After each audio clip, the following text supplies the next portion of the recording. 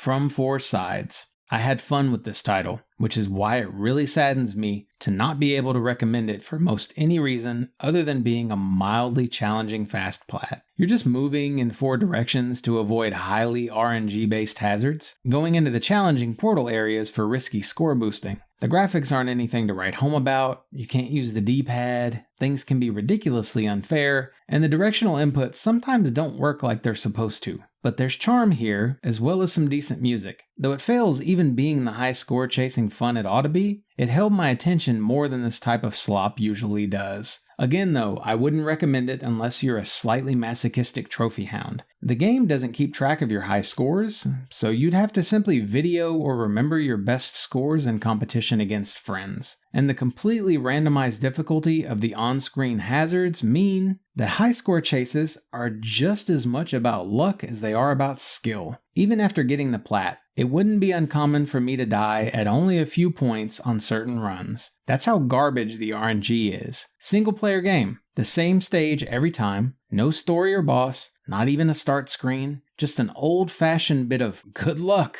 with heavy sarcasm and chuckles from the devs. There's no written trophy guide, but I'd call this one a 4 for difficulty that took me 30 to 40 minutes to obtain. Though I could see people struggling for longer than I did, while a select few players could get this done in just a few minutes. The 50-point trophy didn't pop appropriately when I first got all the rest unlocked, but a simple hard restart let me unlock it by getting 50 points again. What you have to do is die 10 times, reach 75 points, survive for an entire minute, survive 10 seconds inside the bonus area, and exit the bonus area at least once. The chase got marginally easier once I realized points accumulated faster in the bonus area, as well as the fact that you can exit one side of the stage and reappear on the opposite side. That still doesn't mean this is easy to do. Gladly, enough tries should see a lucky run happen. Just don't think the score you're seeing me set here is common. Most runs end very quickly or unfairly. I'd do this again for minor fun, but wouldn't otherwise turn to this game for a good time. Nonsensical, though I'm aware that probably sounds.